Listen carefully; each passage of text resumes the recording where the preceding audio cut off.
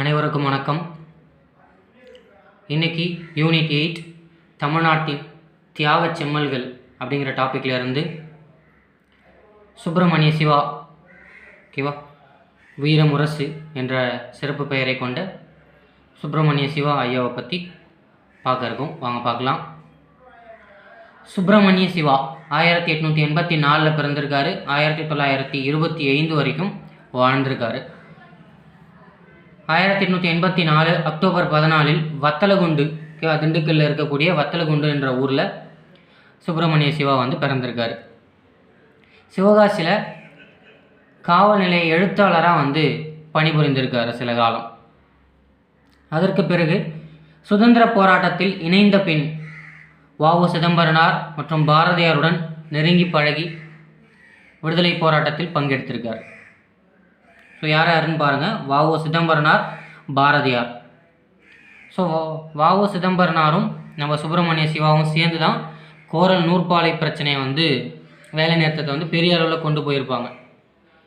அந்த வேலை நிறுத்தத்தில் சுப்பிரமணிய சிவா ஐயா அவர்கள் பேசின பேச்சு மிக முக்கியமானதாக கருதப்படுது. சரியா? ஸோ அந்த வேலை நிறுத்தத்துக்கு தலைமை ஏற்றவரே நம்ம சுப்பிரமணிய சிவான்னு தான் சொல்லணும். கோரல் நூற்பாலை வேலை நிறுத்தத்தில் வெற்றி பெற்றதில் நம்ம சுப்பிரமணிய சிவாவுக்கும் பெரிய பங்கு இருக்குது. ஸோ அதன் பின்னர் வ.உ. சிதம்பரனாருடன் இணைந்து 1908 மார்ச் 9 தடையை மீறி ஊர்வலம் நடத்தியதால் 10 ஆண்டுகள் சிறை தண்டனை பெற்றார். நம்ம பிபின் சந்திரபாலர் விடுதலை செய்யப்பட்ட நாளை விடுதலை நாளாக கொண்டாட முடிவு செஞ்சாங்க. ஸோ அந்த நாளில் ஊர்வலம் நடத்த திட்டமிட்டார்கள். அது அரசு தடை விதித்தது. அதை மீறி செயல்பட்டதால் வ.உ. சிதம்பரனாருக்கு இரட்டை ஆயுள் தண்டனையும் வழங்கப்படுதுன்னு சொல்லிட்டு நம்ம வ.உ. படிக்கும்போது படிச்சிருக்கோம் இல்லையா? ஸோ அதே இதில் நம்ம சிவாவுக்கும் 10 ஆண்டுகள் சிறை தண்டனை விதித்தாங்க. அது பின்னர் 6 ஆண்டுகளாக குறைக்கப்பட்டிருக்கும். அதை நம்ம பின்னாடி பார்க்கலாம். ஸோ அந்த கேஸ் ஹியரிங்கில், அதாவது திருநெல்வேலி செஷன்ஸ் நீதிமன்றத்தில் நியாயத்தை விரும்பும் ஒவ்வொரு மனிதனும் கெடுதலை அறவே ஒழித்து அதனிடத்தில் நன்மையை நிலைநாட்ட உழைப்பான் அப்படிங்கிற திருக்குறள் மேற்கோளை நம்ம சிவா மேற்கோள் காட்டி பேசியிருப்பார் இல்லையா? ஸோ அது முக்கியமான வரிகள். யாரை சொன்னதுன்னு கேட்கலாம். நியாயத்தை விரும்பும் ஒவ்வொரு மனிதனும் கெடுதலை அறவே ஒழித்து அதனிடத்தில் நன்மையை நிலைநாட்ட உழைப்பான். ஓகேவா? இது ஒரு முக்கியமான கொஸ்டின். ஸோ அந்த 10 ஆண்டு காலம் 6 ஆண்டு காலமாக குறைக்கப்பட்டது இல்லையா? தண்டனை 6 ஆண்டுகளாக குறைக்கப்பட்டது. சிறையில் பல இன்னல்களை அனுபவித்த சிவாவிற்கு தொற்று நோய் தொற்றியது. ஓகேவா? சிறையிலேயே அவருக்கு தொற்று நோய் வந்துடுது. அதுக்கப்புறம் வெளியில் ஸோ அந்த தொற்று நோயில் இருந்த சமயத்திலும் ஒரு ஆசிரமத்தை உருவாக்கியிருப்பார். ஆசிரமன்ற ஒரு ஆலயத்தை கட்டியிருப்பார் பாரத மாதாவிற்கு. ஸோ அதை நம்ம பின்னாடி பார்ப்போம். ஸோ சுப்பிரமணிய சிவா ஐயா அவர்களுடைய இதழ்கள் கொடுத்துருக்காங்க. ஞானபானு என்ற இதழை 1913 உருவாக்கியிருப்பார்.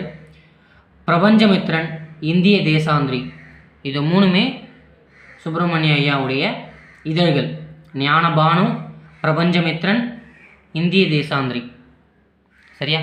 இந்த ஞானபானு, ஞானரதம், ஞானசாகரம், ஞானபோதினி, ஓகேவா, இது எல்லாமே ஒரே மாதிரியான தோற்றத்தை கொண்டிருக்கும்.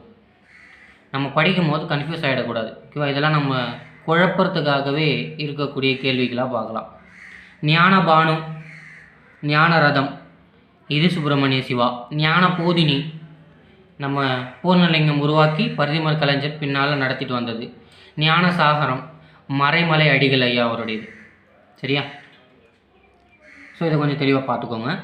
ஞானபானு, பிரபஞ்சமித்ரன், இந்திய தேசாந்திரி ஆகிய இதழ்களை வெளியிட்டவர் சுப்பிரமணிய சிவா தான். சரியா? அடுத்ததாக அவருடைய நூல்கள் சச்சிதானந்த சிவம், ஞானரதம், இந்த 2 நூல்களையும் எழுதியிருக்கார். ஞானரதம்ன்ற உரைநடை நூல் பாரதியார் எழுதியிருப்பார். பாரதியார் படிக்கும் போது இதை படிச்சிருப்போம். ஓகேவா? ஞானரதம் என்னும் உரைநடை நூலை எழுதியவர் பாரதியார்னு படிச்சிருப்போம். நம்ம சிவாவும் ஞானரதம்ன்ற ஒரு நூலை எழுதியிருக்கார். ஆப்ஷனில் பாரதியார் இல்லைன்னா நம்ம சிவாவை தேர்ந்தெடுத்துக்கலாம். சரியா? 2 நூல்கள் என்ன? சச்சிதானந்த சிவம், ஞானரதம். அடுத்ததாக 2 நாடக நூல்களை எழுதி அவரே நடித்தும் இருக்கிறார். அது என்னன்னு பாருங்கள். சிவாஜி, ராஜா தேசிங். ஓகேவா? சிவாஜி மற்றும் ராஜா தேசிங் என்னும் 2 நாடக நூல்களை எழுதியிருக்கிறார், நாடகங்களை எழுதியிருக்கிறார், நடித்தும் இருக்கிறார். சரியா? சுப்பிரமணிய சிவா எழுதியும் இருக்கார், நடித்தும் இருக்கார். ஒரு சுதந்திர போராட்ட வீரர், ஒரு எழுத்தாளர், தமிழ் பற்றாளர், ஒரு நடிகராகவும் இருந்திருக்கார் இல்லையா? ஸோ இதெல்லாம் கூற்று காரணத்தில் கேட்கறதுக்கான வாய்ப்புகள் இருக்குது. அடுத்ததாக நம்ம சுப்பிரமணிய சிவாய அவர்களுடைய புனைப்பெயர்னு பார்த்தோம்னா சுதந்திரானந்தா அப்படிங்கிறது புனைப்பெயராக இங்கே கொடுக்கப்பட்டிருக்கு. சுதந்திரானந்தா அப்படின்னா யாருன்னா நம்ம சுப்பிரமணிய சிவாவை தான் சொல்கிறாங்க. அவருடைய புனைப்பெயர் தான் என்ன? சுதந்திரானந்தா. சுதந்திரானந்தா. ஓகேவா? சிறப்பு பெயர்னு பார்த்தோன்னா வீரமுரசு. சரியா? வீரமுரசுன்னு நம்ம சுப்பிரமணிய சிவாவுக்கு ஒரு சிறப்பு பெயரும் இருக்குது. வீரமுரசு என்று அழைக்கப்படுபவர் யார் அப்படின்னு கேட்கலாம். சரியா? ஸோ அடுத்த தொற்று நோய் இருந்த போதிலும் ஒரு ஆலயம் ஒன்று கட்டினார் இல்லையா? ஸோ அது எங்கன்னா தருமபுரி மாவட்டத்தில் உள்ள பாப்பாரப்பட்டியில் பாரதி ஆசிரமம் ஒன்றை நிறுவி அதில் பாரத மாதாவிற்கு சிலை எழுப்பினார். சரியா? தருமபுரி ஒரு 6 ஏக்கர் இருக்கும். ஓகேவா? அந்த 6 ஏக்கரில் பாரதி ஆசிரமம் ஒன்றை நிறுவி பாரத மாதாவிற்கு சிலை எழுப்பினார். ஓகேவா? அந்த தொழுநோய் தொற்றிய போதிலும் கட்ட வண்டியிலேயே போய் அதுக்கான நிதியை திரட்டி இது எல்லாத்தையும் செஞ்சுருப்பார். சரியா? அங்கு தேசபக்தர்களுக்கு நாட்டு விடுதலை போருக்கான பயிற்சியையும் சுப்பிரமணிய சிவா அவர்கள் வழங்கினார். சரியா? ரொம்ப முக்கியமானதுன்னா தருமபுரி மாவட்டம் பாப்பாரப்பட்டியில் பாரதி ஆசிரமம் ஒன்றை நிறுவி பாரத மாதாவிற்கு சிலை எழுப்பினார்ன்றது ரொம்ப முக்கியமானது. சரியா? எங்கே இருக்குது? தருமபுரியில் இருக்குது. பாரதி ஆசிரமம் எங்கே இருக்குதுன்னு கேட்கலாம். பாரத மாதாவிற்கு சிலை எழுப்பியவர் யாருன்னு கேட்கலாம். எங்கு சிலை எழுப்பப்பட்டதுன்னு கேட்கலாம். சரியா? இது முக்கியமான கொஸ்டின் பார்ட். ஸோ நம்ம சுப்பிரமணிய சிவா 1925 ஜூலை 25 மறைந்தார். வ.வே.சு. ஐயரும் 1925 தான் மறைந்திருப்பார். நம்ம சுப்பிரமணிய சிவாவும் 1925 தான் மறைந்திருப்பார். நம்ம வ.வே.சு. ஐயர் மற்றும் சுப்பிரமணிய சிவா இருவரும் ரொம்ப முக்கியமானவங்க. இந்த தகவல் போதுமானதாக இருக்கும்.